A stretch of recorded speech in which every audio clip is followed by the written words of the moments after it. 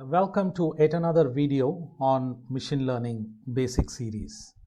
We have already seen classification and regression type of machine learning. In today's video, we will see one more way of classifying machine learning.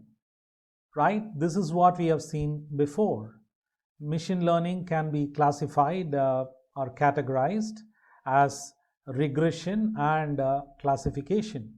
One more way of dividing the machine learning algorithm is supervised and unsupervised. Okay, so that's what we are going to see. Okay, so what is this supervised and unsupervised machine learning algorithm? The key thing is in supervised learning, the reference or output or labeled data is available. Whereas this labeled data or reference data or output data is not available in unsupervised. In fact, so what is this labeled data? We are going to see that shortly. Supervised learning can be further categorized into regression and classification also, right? So this is one way of splitting machine learning. This is another way of splitting machine learning, right? I further subdivide the supervised machine learning into regression and classification. Right? So I can do that. So let's understand what is this labeled data. And for this, we will go back to the student example. What is the student example? Marks scored is dependent on number of hours studied and number of questions asked. I'm saying we will go back to the student example because I have been using this example in the previous videos of machine learning basic series also. Right? So the scenario I am considering is the marks scored by a student is dependent on the number of hours he or she studies, the number of questions he or she asks. Right? So these are the two variables I am considering. So this is my dependent variable and these are my independent variable. So this is my y and this is my x1 and x2.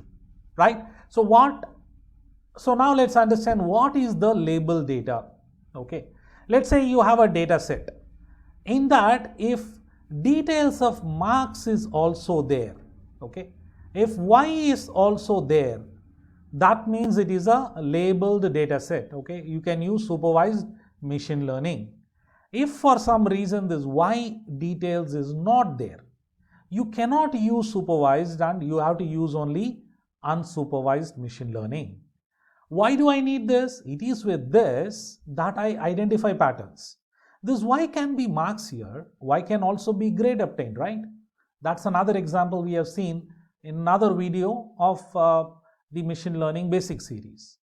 What we did, we took the example of grade scored in an exam is dependent on hours studied and questions asked. That is the number of questions asked.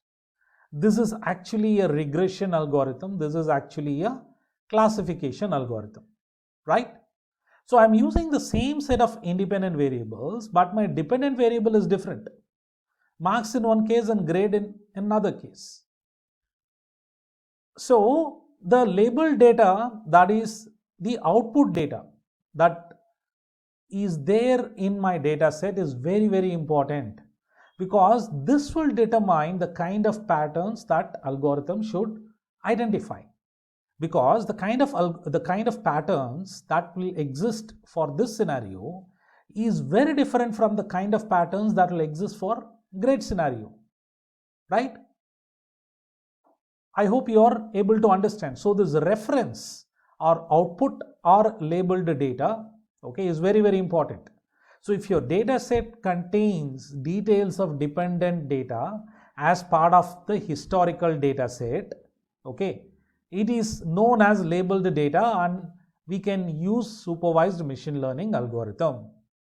Okay, we can use either regression or classification. What if this information is not there? What can I do? I have to use only unsupervised learning, right? What is unsupervised learning? All that I do is I cluster the data or I segment the data. If you do not understand what I am talking here, I am grouping the data. That's what I am doing here. All that I do in Unsupervised learning is I am grouping the data, right?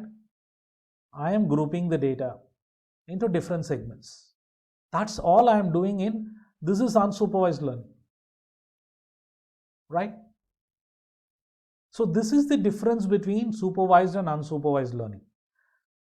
Reference data or output data or label data. People use label data a lot. I have used output and reference so that you understand. If my data set contains dependent variable information that corresponds to independent variables information, then my data set is known to contain labeled data, which means I can use the data set for supervised algorithms.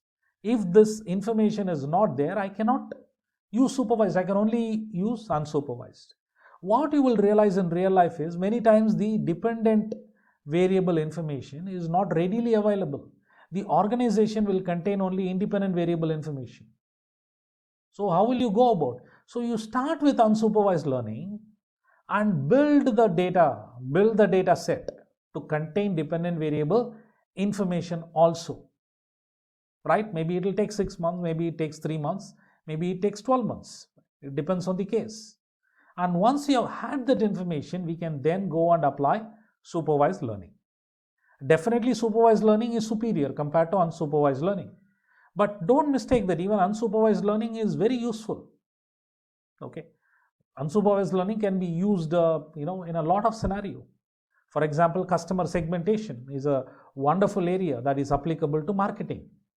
Unsupervised learning can very well be used in such scenario. Okay.